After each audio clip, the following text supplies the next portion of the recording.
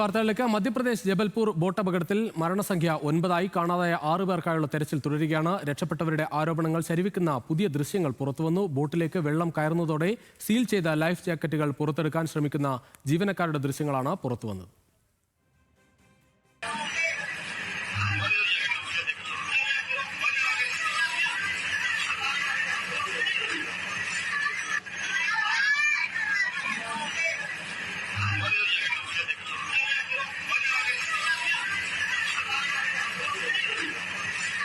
അതേസമയം ജബൽപൂരിലെ ബോട്ട് അപകടത്തിൽ മരിച്ച അമ്മയുടെയും കുഞ്ഞിന്റെയും ചിത്രം എന്ന പേരിൽ പ്രചരിക്കുന്നത് AI നിർമ്മിതമെന്ന് പോലീസ് വ്യക്തമാക്കി. സമൂഹമാധ്യമങ്ങൾ വഴി ചിത്രങ്ങൾ പ്രചരിപ്പിക്കരുതെന്നും പോലീസ് നിർദ്ദേശം നൽകി. അലൻ എം ദാസ് ചേരുകയാണ് കൂടുതൽ വിവരങ്ങളുമായി നാഷണൽ ഡെസ്കിൽ നിന്ന്.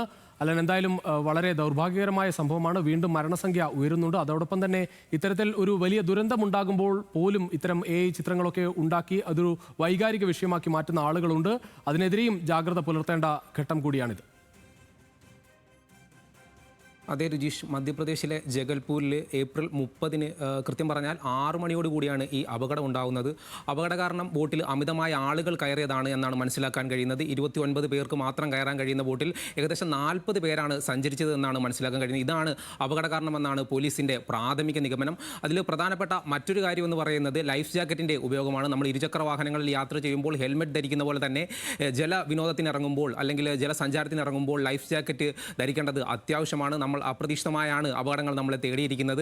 എന്നാൽ ഈ വിനോദയാത്രയിൽ ജഗൽപൂരിൽ നർമ്മദ നദിയിലെ ബാർഗി അണക്കെട്ടിലുണ്ടായ ഈ വിനോദയാത്രയിൽ ഒരു തരത്തിലുള്ള സുരക്ഷാ ക്രമീകരണങ്ങളും ഇല്ലെന്നാണ് നമുക്ക് മനസ്സിലാക്കാൻ കഴിയുന്നത്. ലൈഫ് ജാക്കറ്റുകൾ ധരിക്കാൻ യാത്രികരോ അല്ലെങ്കിൽ ജീവനക്കാരോ ബോട്ട് ജീവനക്കാരോ പറഞ്ഞിട്ടില്ല. അവർ യാത്രികരെ നിർബന്ധിച്ചിട്ടില്ല. യാത്രക്കാർ സ്വയമേ അത് ധരിക്കുകയും ചെയ്തിട്ടില്ല. മാത്രമല്ല, അമിതമായ ഭാരം കാരണം ബോട്ടിലേക്ക് വെള്ളം ഇരച്ചു കയറിയ സാഹചര്യത്തിൽ ലൈഫ് ജാക്കറ്റ് സീൽ ചെയ്ത ലൈഫ് ജാക്കറ്റ് പൊട്ടിക്കാൻ ശ്രമിക്കുന്ന ജീവനക്കാരുടെ ദൃശ്യങ്ങളാണ് പുറത്തു വന്നിരിക്കുന്നത്. ഇത് കടുത്ത അനാസ്ഥയാണെന്നാണ് മനസ്സിലാക്കാൻ കഴിയുന്നത്. ടൂറിസം വകുപ്പിൻ്റെ കീഴിലുള്ള ഈ ബോട്ടിൻ്റെ ലൈസൻസ് റദ്ദ് ചെയ്തതായി മധ്യപ്രദേശ് മുഖ്യമന്ത്രി അറിയിക്കുകയുണ്ടായി. അതുപോലെ തന്നെ 3 ജീവനക്കാരെ പിരിച്ചുവിടുകയുമാണ് ചെയ്തത്. വളരെ കടുത്ത അനാസ്ഥയാണ് ഇതിലുണ്ടായതെന്നാണ് മനസ്സിലാക്കാൻ കഴിയുന്നത്.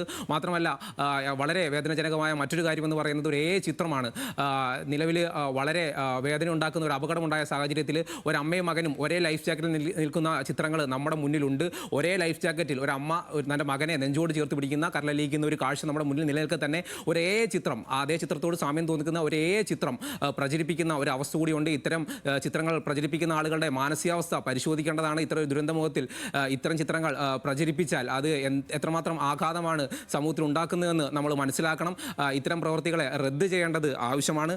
അപ്പം അത്തരത്തിൽ വ്യാജ പ്രചരണങ്ങളും വ്യാപകമായി നടക്കുന്നുണ്ട്. മരണപ്പെട്ട ആളുകളുടെ കുടുംബത്തിന് പ്രധാനമന്ത്രിയുടെ ദുരിതാശ്വാസ നിധിയിൽ നിന്നും സമാശ്വാസ തുക പ്രഖ്യാപിച്ചിട്ടുണ്ട്. അതുപോലെ തന്നെ ഒരു അപകടത്തിൽപ്പെട്ട ഒരു വ്യക്തിയെ മധ്യപ്രദേശിലെ ഈ പ്രദേശത്തുള്ള സമീപവാസികൾ രക്ഷപ്പെടുത്തിയെന്ന് പറയുന്നു.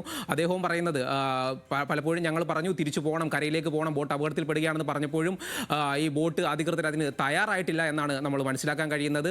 6 പേർക്കായിട്ടുള്ള തിരച്ചിൽ നിലവിൽ തുടർന്നുകൊണ്ടിരിക്കുകയാണ്. നിലവിൽ മരണസംഖ്യ 9 ആയിരിക്കുകയാണ്. രുജീഷ്, ശരി അലൻ, എന്തായാലും 9 പേരായി ആ മരണസംഖ്യ ഉയർന്നിട്ടുണ്ട്. 6 പേർക്കായി ഇപ്പോഴും തെരച്ചിൽ തുടരുന്നുമുണ്ട്.